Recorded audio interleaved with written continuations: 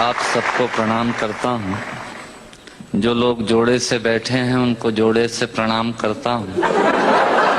जो विवाहित किसी कारण से अकेले बैठे हैं उनसे निवेदन करता हूँ कि घर जाकर मेरी तरफ से चरण स्पर्श पहुँचाएं। जो कुंवारे बैठे हैं उनको इलू इलू करता हूँ। उन लोगों को विशेष प्रणाम करता हूँ जो सहारा श्री अमर सिंह जी, मुलायम सिंह जी के प्रोटोकॉल में यहाँ जबरदस्ती फंसे हुए हैं, जिनका कविता से कोई लेना देना नहीं है। मैं उनको प्रणाम करता हूँ। उन लोगों को स्पेशल प्रणाम करता हूँ जो भोजन के चक्कर में ये भजन का आनंद ले रहे हैं।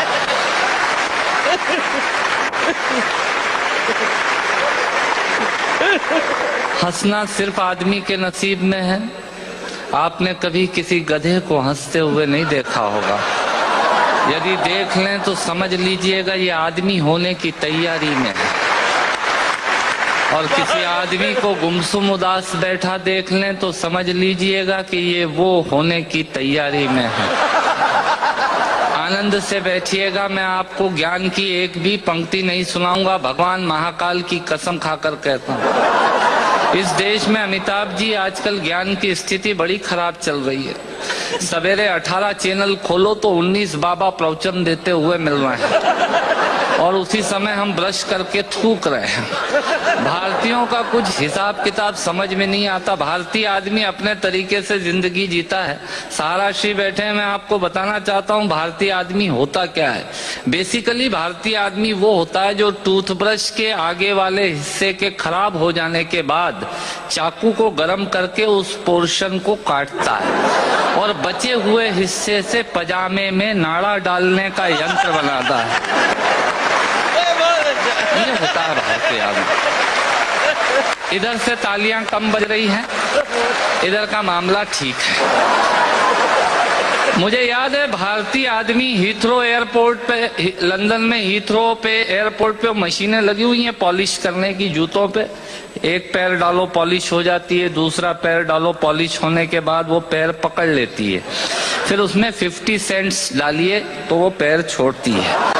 भारतीय पहुंचा एक, उसने एक पैर एक मशीन में पॉलिश हो गई, दूसरा पैर दूसरी मशीन में फंसा दिया।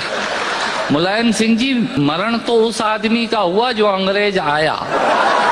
उसने जैसे ही पहला पैर फंसाया मशीन ने पैर पकड़ लिया, उसकी काउंटिंग में तो 2 हो गए। भारतीय आदमी ये होता है। मैं आपसे निवेदन करता हूं, आज यहाँ हमारे दिलीप चौबे जी और राकेश पांडे जी मुझे एंटरटेन कर रहे थे, बता रहे थे ये 325 एकड़ में फैला हुआ है सहारा शहर। मैं आपके लिए जानकारी देता हूं, सहारा शहर 325 एकड़ में नहीं फैला हुआ है। सहारा आजकल इन दिनों देश में एक विचार बन गया है जो पूरे देश में यत्र तत्र सर्वत्र नजर आता है।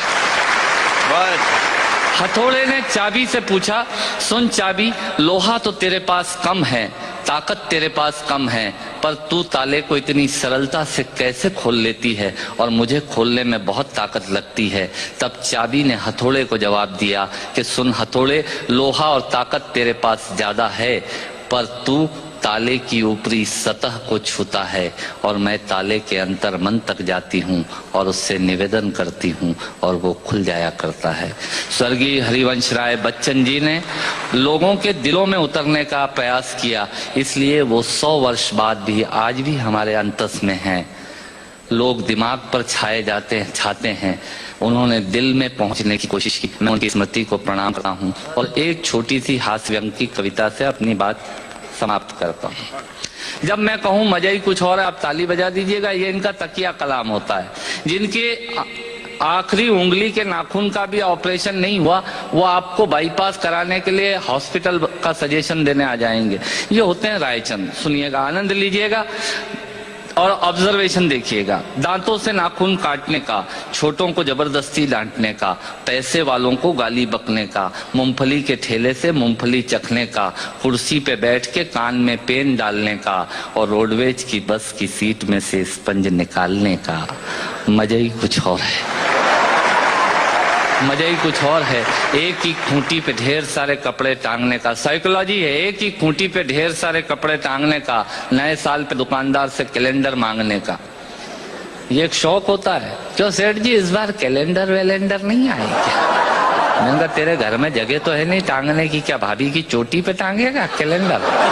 पर आदमी मांगता जरूर है फोकट की डायरी और कैलेंडर मांगने का। एक ही खूंटी पे ढेर सारे कपड़े टांगने का, नए साल पे दुकानदार से कैलेंडर मांगने का, चलती रेल में चढ़ने का, दूसरों की चिट्ठियां पढ़ने का, मांगे हुए स्कूटर को तेज भगाने का, और खुद को नींद नहीं आने पे पत्नी को जबरदस्ती जगाने का। मजा ही कुछ और है, मजा ही कुछ और है। चोरी से फल फूल तोड़ने का, खराब ट्यूबलाइट और मटकों को फोड़ने का, पड़ोसन को घूर घूर के देखने का। भैया ऐसे खुश हो रहे हैं जैसे उनका चरित्र चित्रण हो रहा है।